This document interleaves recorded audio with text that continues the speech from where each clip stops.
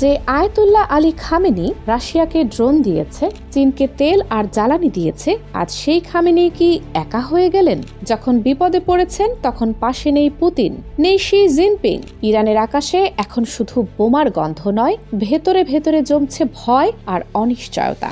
Ayatollah Ali Khamenei গত কয়েক দশক ধরে ইরানের সবচেয়ে ক্ষমতাধর মানুষ। দেশের রাজনীতি, ধর্মীয় সিদ্ধান্ত, সেনাবাহিনী সবকিছুর চূড়ান্ত নিয়ন্ত্রণ ছিল তার হাতে। কিন্তু সাম্প্রতিক সময়ে ইরানের ভেতরে ও বাইরে যে ঘটনাগুলো ঘটছে তাতে মনে হচ্ছে খামেনির সেই শক্ত ভিত ধীরে ধীরে নড়বড়ে হয়ে উঠছে।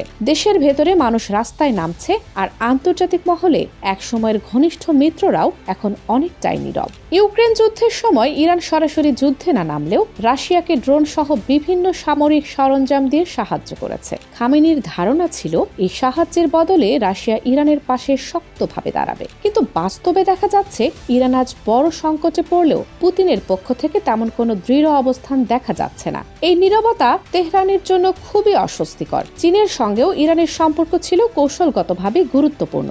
বছরের পর বছর ইরান চীনকে সস্তায় তেল ও জ্বালানি সরবরাহ করেছে। খামেনি ভেবেছিলেন এই সম্পর্ক ইরানকে আন্তর্জাতিক নিষেধাজ্ঞা ও চাপ থেকে কিছুটা হলেও রক্ষা করবে, কিন্তু বর্তমান পরিস্থিতিতে চীন ও ইরানের পক্ষে জোরালোভাবে কথা বলছে না। এতে ইরানের নীতি নির্ধারকদের মধ্যে প্রশ্ন উঠছে, এই বন্ধুত্ব কি আদৌ বিশ্বাসযোগ্য ছিল? একসময় মধ্যপ্রাচ্যে ইরানের প্রভাব ছিল চোখে পড়ার মতো। লেবাননের হিজবুল্লাহ, গাজা ও সিরিয়ায় ইরানপন্থী গোষ্ঠীগুলো মিলিয়ে একটি শক্তিশালী বলয় তৈরি হয়েছিল, কিন্তু সাম্প্রতিক ইসরায়েলি হামলা এবং পশ্চিমা চাপের মুখে এই গোষ্ঠীগুলো একের পর এক দুর্বল হয়ে পড়ছে। হিজবুল্লাহ আগের মতো শক্ত অবস্থানে নেই। গাজা ও সিরিয়াতেও ইরানপন্থী শক্তি বড় ধাক্কা খেয়েছে, ফলে ইরানের তথাকথিত প্রতিরোধ বলয় অনেকটাই ভেঙে পড়ছে। সিরিয়া ইস্যুটি ছিল খামেনির জন্য সবচেয়ে গুরুত্বপূর্ণ। বাশার আল আসাদকে ক্ষমতায় টিকিয়ে রাখতে ইরান বিপুল অর্থ ও সামরিক সহায়তা দিয়েছিল, কিন্তু শেষ পর্যন্ত সিরিয়ায় নিজের অবস্থান পুরোপুরি ধরে রাখতে পারেনি তেহরান। অনেক বিশ্লেষকদের মতে এখান থেকেই ইরানের প্রভাব কমার শুরু, কারণ সিরিয়া ছিল মধ্যপ্রাচ্যে ইরানের কৌশলগত কেন্দ্র। সবচেয়ে বড় ধাক্কা আসে মধ্যপ্রাচ্য থেকে নয়, বরং সুদূর ল্যাটিন আমেরিকা থেকে। ভেনেজুয়েলার প্রেসিডেন্ট নিকোলাস মাদুরো ছিলেন ইরানের ঘনিষ্ঠ মিত্র, কিন্তু যখন মাদুরো যুক্তরাষ্ট্রে আদালতের মুখোমুখি হন তখন তেহরানের নেতৃত্ব বুঝে যায় বন্ধুত্ব থাকলেও সংকটের সময় কেউ নিরাপত্তার নিশ্চয়তা দেয় না। এই ঘটনাটি খামেনির জন্য ছিল চোখ খুলে দেওয়ার মতো। এর মধ্যেই ইরানের ভেতরের পরিস্থিতি ভয়াবহ আকার ধারণ করেছে।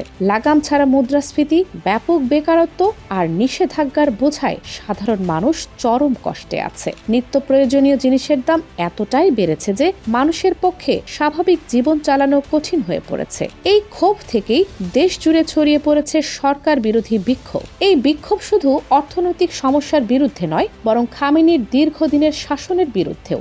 অনেক মানুষ প্রকাশ্যে সরকারের সমালোচনা করছে, যা ইরানে খুব একটা দেখা যেত না। পশ্চিমা বিশ্লেষকদের মতে এই আন্দোলন খামেনির শাসনের ভিতকে মারাত্মকভাবে নাড়িয়ে দিচ্ছে। তবে তেহরান সরকারের দাবি ভিন্ন। তারা বলছে এসব বিক্ষোভ বিদেশি ষড়যন্ত্রের ফল এবং তারা কোনো চাপের কাছে মাথা নত করবে না।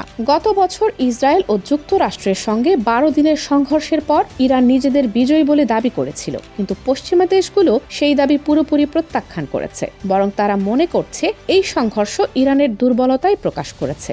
এর মধ্যেই রাশিয়া ও চীনের নীরবতা ইরানের শীর্ষ নেতৃত্বকে আরও চিন্তায় ফেলেছে। এই প্রেক্ষাপটে আলোচনায় আসছেন নির্বাসিত যুবরাজ রেজা পাহলাভি। তিনি নিজেকে ইরানের অন্তর্বর্তী নেতা হিসেবে তুলে ধরছেন এবং কিছু বিক্ষোভে তার নামেও স্লোগান শোনা যাচ্ছে। যদিও তিনি সরাসরি সামরিক হস্তক্ষেপের পক্ষে নন, তবে তার সমর্থকেরা যুক্তরাষ্ট্র ও ইসরায়েলের তৎপরতাকে ইতিবাচকভাবে দেখছেন। সব মিলিয়ে প্রশ্ন একটাই, খামেনির ইরান কি সত্যি পতনের খুব কাছে, নাকি এটি আরেকটি বড় সংকট পেরিয়ে আবার টিকে যাবে? এই প্রশ্নের উত্তর দেবে সময়।